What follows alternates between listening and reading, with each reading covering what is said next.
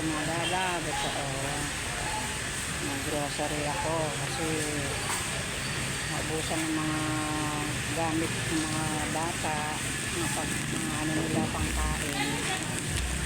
Ito, nag-grocery ako dito sa sa Arayat. Ayan.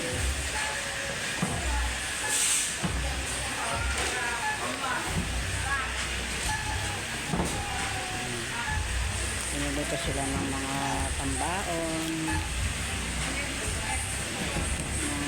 noodles. Ayan, may mga noodles sila kasi sa umaga. Nakain sila ng mainit. Ito, mga Milo. Ayan. Mga Energen. Ayan, binili ko rin sila sa Milo. Para sa umaga, may mainom sila.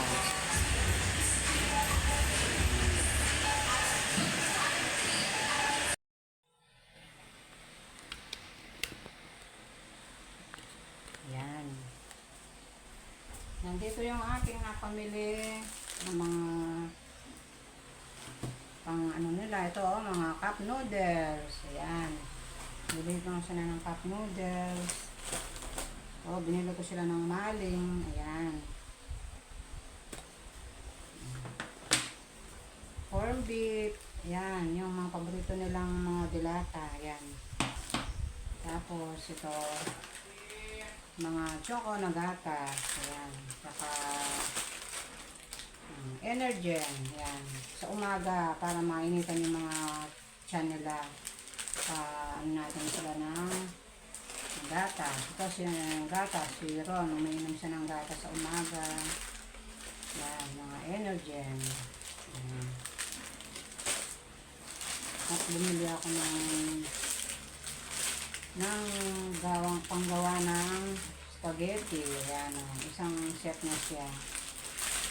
Gagawa tayo ng spaghetti. At gagawa ko sila ng cake na Graham. Ayan. Ayan, meron silang tapos meron pa siyang yung mga crack.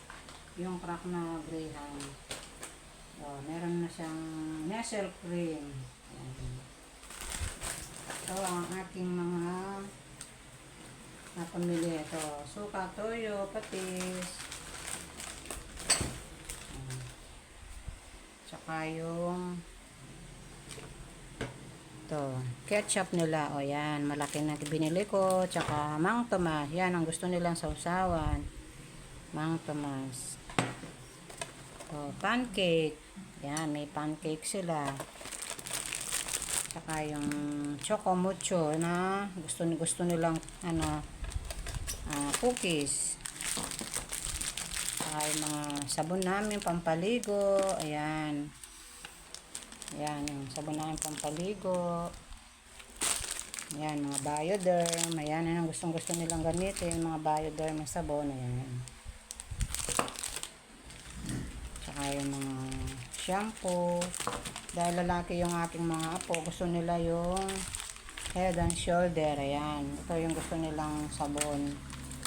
Ayan, binili ko sila. Kaya ganito yung binibili ko mga lalab. Kung bibili mo sila nung nakabote, magastos silang gumamit. Minsan, pag biglang, nila, nabibigla ng diin, yun, napaparami yung shampoo nila.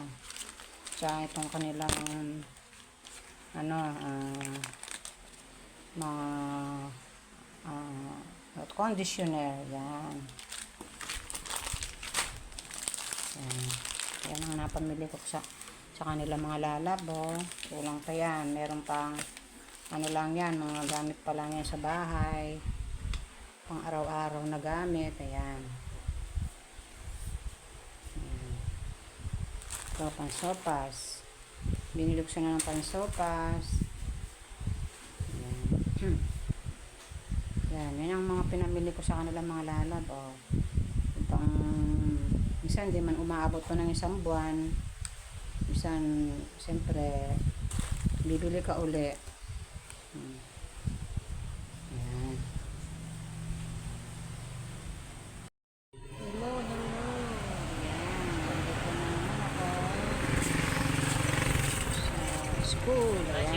Pasok na ang eskwelahan. Ito naman si Lola, Vicky. Ayan. Ayan, nandito ako sa harap ng eskwelahan. Nagtitinda na naman ako. Ito yung aking mga paninda. Ayan. Dito ako sa harap ng Jollibee.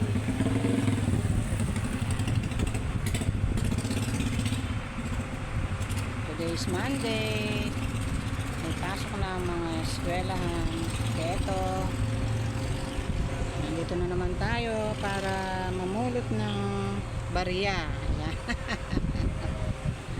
Yeah. Kahit barya-barya lang mga lalab, pag naipon, dadami din yun, di ba? Ayan.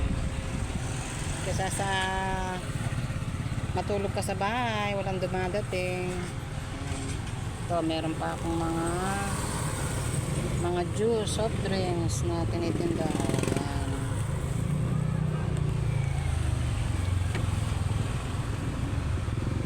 Konti-konti lang yung aking mga lab kasi maliit lang ang pwesto ko dito. Kaya hindi pwedeng marami.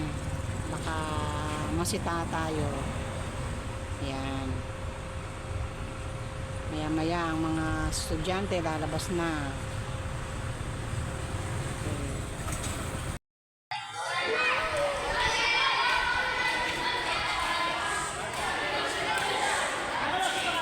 Si Ron nakikipaglaro ng volleyball. Ayan.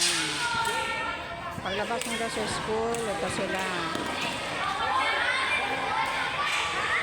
Ayan. Ito ang pinaka-ano nila.